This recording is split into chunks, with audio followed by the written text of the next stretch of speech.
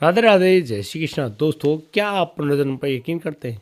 क्या आप लोग मानते हैं कि आत्मा के सफर में शरीर बदलते चले जाते हैं, लेकिन आत्मा वही सफर करती है? किसी व्यक्ति के शरीर में रहने वाली आत्मा किसी पशु का शरीर भी धारण कर सकती है, या फिर वही आत्मा जो किसी पशु के शरीर में मौजूद है वह एक आदमी का रूप भी धारण कर सकती है? दोस्तों, आज की कहानी आपको न केवल चौंकाएगी, जबकि आपको वो यकीन दिलाएगी कि आप लोग इस बात को मानने पर एग्री कर जाएंगे कि वाकई में ये सब कुछ होता है। दोस्तों, आज मैं आपको लेकर चलता हूँ राजस्थान।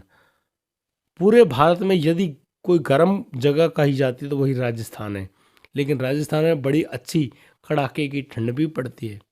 उसको बोलते हैं सूखी ठंड। और दोस्तों, इन्हीं ठंडों का टाइम था जब एक लड़का अपने खेतों पर काम करने के लिए गया। लड़की की उम्र करीब 21-22 साल रही होगी। लड़का बड़ी तसल्ली से वहां पर अपने खेतों पर काम कर रहा है। अचानक उसको कुछ लोगों की आवाज़ आती है।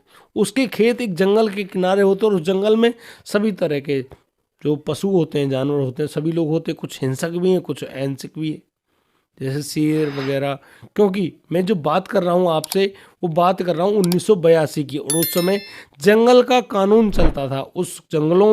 उन जंगलों में ना तो किसी सरकार का कोई कानून चलता, ना ही किसी के मनमानी ढंग काम करते। बड़ी तसल्ली से वहाँ पर वो पूरा माहौल बना होता। किसी जंगल का राजा शेर होता है, और शेर पूरे जंगल में रहने वाले हर जीव जंतु को कंट्रोल करता है। दोस्तों, उसी प्रकार से उस जंगल में से कुछ लोगों की आवाज़ आ रही होती है। अचानक एक गोली चलने की आवाज़ आती है। वह लड़का, जिसका नाम गोविंद राम था, गोविंद राम गुजर, वह व्यक्ति बड़ी तेजी से जंगल तरफ बढ़ता है। आखिरकार यहाँ पर कुछ लोगों की आवाज़ क्यों आ रही है?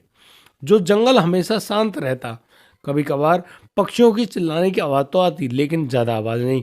आज यहाँ पर कुछ लोगों की तेज आवाज़ आ रही है। वो लोग वहाँ के नहीं है, क्योंकि उनकी आवाज़ भी अलग तरह की है। कुछ लोग इंग्लिश भी बोल रहे हैं। तभी वह व्यक्ति आगे बढ़ता है। वह देखता है कि 3-4 लोग, जो कि करीब 50-50, 60-60 मीटर दूर हैं एक दूसरे से, उनके हाथों में बंदूकें हैं, और वो लोग एक ही स्थान की तरफ आगे बढ़ते जा रहे हैं। गोविंद राम आगे बढ़ते हैं और देखते हैं बड़ी गौर से कि एक बहुत बड़ा झुरमुट सा बना है पेड़ों का। उस झुरमुट के नीचे एक शेर, जो कि दर्द के मारे करहा रहा है। आराम से वो लेटा तो है, बार बार उसकी सांसें मंद तो पड़ती जा रही हैं। वो बड़ा परेशान सा वहां पर बैठा है, और वो सभी लोग जो कि शिकारी थे, जिनके हाथों में बंदूक, वो लोग उस शेर की तरफ बढ़ते जा रहे हैं। अचानक गोविंद राम को पता नहीं क्या होता है। गोविंद राम थोड़ा साइड में निकलता है और फिर कुछ पत्थरों को नीचे की तरफ फेंकता है। शोर सा उत्पन्न हुआ, और फिर जोर से चिल्लाता है जैसे उसको किसी ने मार दिया हो। बचाओ मुझे! जैसे ये सब बातें हुई, वो जितने भी शिकारी थे वो तुरंत सोचते हैं, यार कहीं ऐसा ना हो किसी और जानवर ने उन पर अटैक कर दे, किसी को पकड़ ले गए हों, या फिर अगला हमला तुम्हारे ऊपर क्यों ना हो जाए। इसी बात को सोचते हुए वो लोग अब वहाँ उस जगह से हट जाते हैं। वो लोग एक सीधे आगे बढ़ गए। उन्होंने उस शेर की तरफ रोक कर नहीं देखा। उनको डर था कहीं शेर को तुमने मारा, कहीं शेर नहीं आकर तुम पर हमला ना बोल दें।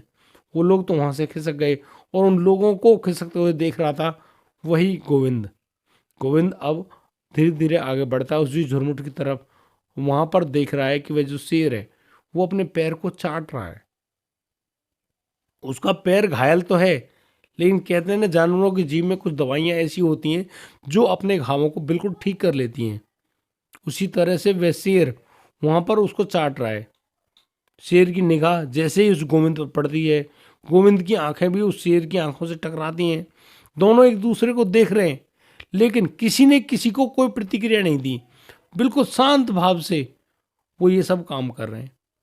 गोविंद राम बड़ी हैरान होते हुए वहां से चुपचाप पीछे की तरफ खिसक लेते हैं, अपने खेतों पर जाते हैं, और बस अपने उसी काम में, जो कि उसके रोजमर्रा का काम था किसानी करने का, उसी काम को किया करता।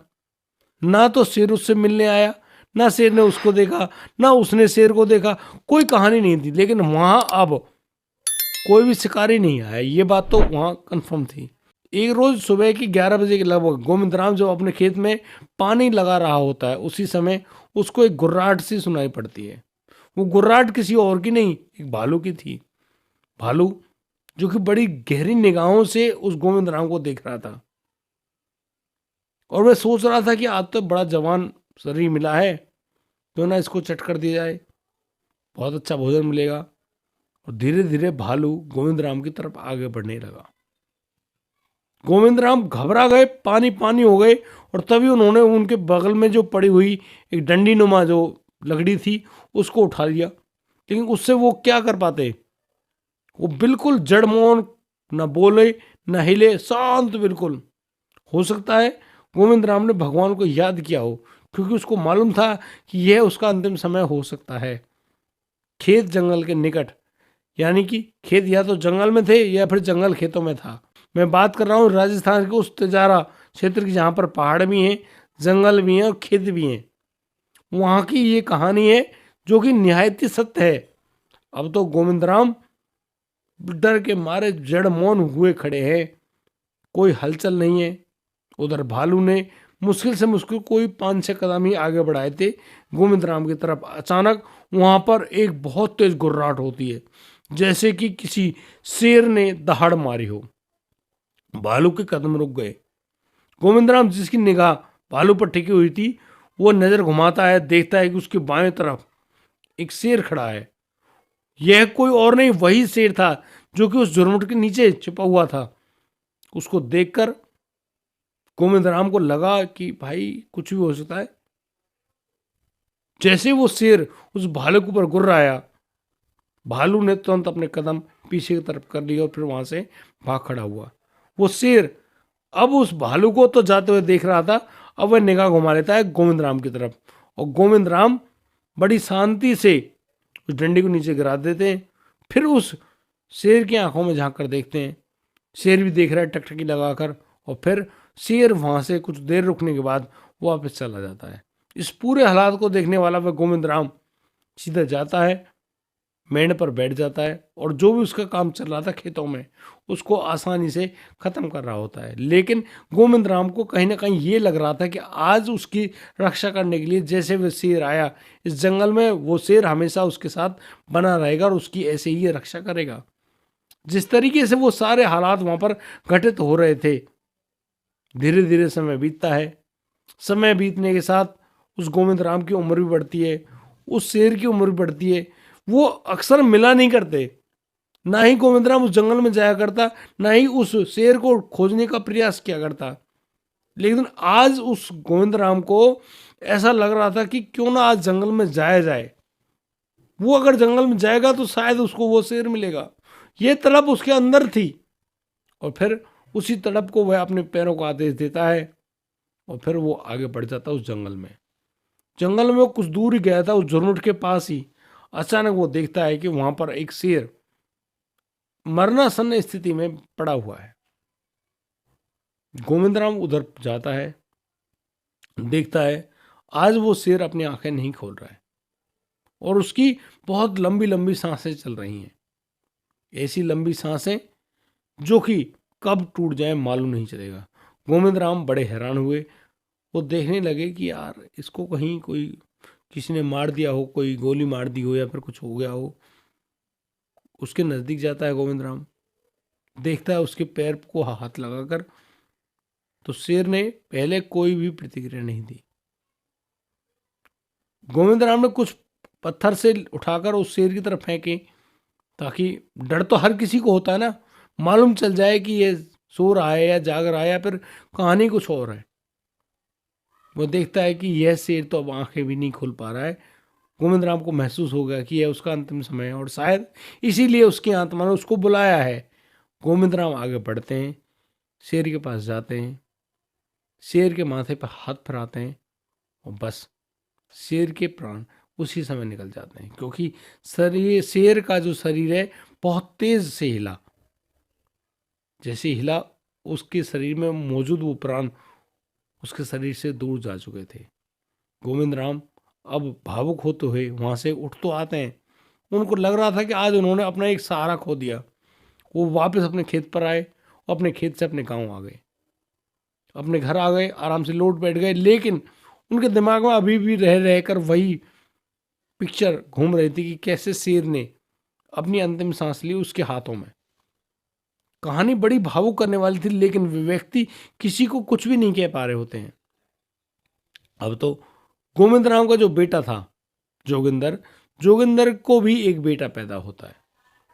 बेटा बिल्कुल ऐसा निर्भीक, गोल चेहरा, बड़ा सुंदर बच्चा, थोड़ा हैवी था, अच्छी बात है, लेकिन वह बच्चा अक्सर रोया करता और उसके रोने में कुछ गरगराहट की आवाज़ सी आती, जैसे कि भारी आवाज़ होती, इस तरह की आवाज़ होती। जिस तरीके से वह बच्चा अपने दादा के पास आता, चुप हो जाया करता, बिल्कुल शांत। वो चाहे उसको बिस्तर पे लिटाएं, खाट पे लिटाएं, गोद में रखें, बिठाने के प्रयास करें, वो बच्चा बिल्कुल चुपचाप रहता। गोविंद राम के साथ जब इस प्रकार का व्यवहार होने लगा कि वह बच्चा अक्सर गोविंद राम के साथ ही समय व्यतीत करता, अब एक दादा के लिए तो भाई उसका पोता है, सब कुछ होता है, और पोते के साथ वो पूरे मज़े करता है। उसी तरह से उसके मज़े हो रहे थे, दादा पोते खूब मज़े लेते। इस तरीके से उनका जीवन यापन तो चल रहा है। और फिर करीब 2 महीने बाद एक पंडित जी का आगमन होता है। पंडित जी आज उस बच्चे का नाम रखने आए थे। पंडित जी बोले, भाई इस बच्चे का नाम क्या रखें? पत्रा के अनुसार तो इस बच्चे का नाम शेर सिंह निकलता है, आप लोग इस बच्चे का नाम शेर सिंह रख लो। तो दादा ने बड़े ढंग से खुश होते हुए कहा, अरे ये तो मेरा शेरा आया है। बस ये नामकरण था उस बच्चे का। गोविंद राम जी अपने पोते को शेरा कहा करते, और शेरा इस नाम को जैसे सुनता बड़ा ही खुश होता। माता पिता शेर सिंह कहते, दादा उसको शेरा कहते, और वह बच्चा अपने दादा के पास ही खुश रहता, कहीं जाता रोता, उसको उसके दादा के निकट ले आए, वह आराम से सोता, खेलता, सारे काम करता, लेकिन मज़े में रहता। लेकिन उस बच्चे में एक, कहते हैं कुछ नेचुरल बातें होती हैं जो कि नैसर्गिक होती हैं। प्रकृति की तरफ से उस बच्चे को एक देन मिली थी, वो थी शांत रहने की। वो बच्चा बिल्कुल शांत रहता, किसी से कुछ भी ना बोलता, ना ज़्यादा बोलना, ना ज़्यादा रोना, ना ज़्यादा खाना, कुछ नहीं, बहुत सात्विक ढंग से और शांत रहता। और अक्सर दादा से उन बातों को सुना करता जो कि जंगल की बातें हुआ करती, कि कैसे पेड़ काटे, किस तरह के वहाँ पर शिकारी आया करते, किस तरह से वो लोग शिकार करते, हिरणों को मार दिया करते, बहुत सारी बातें।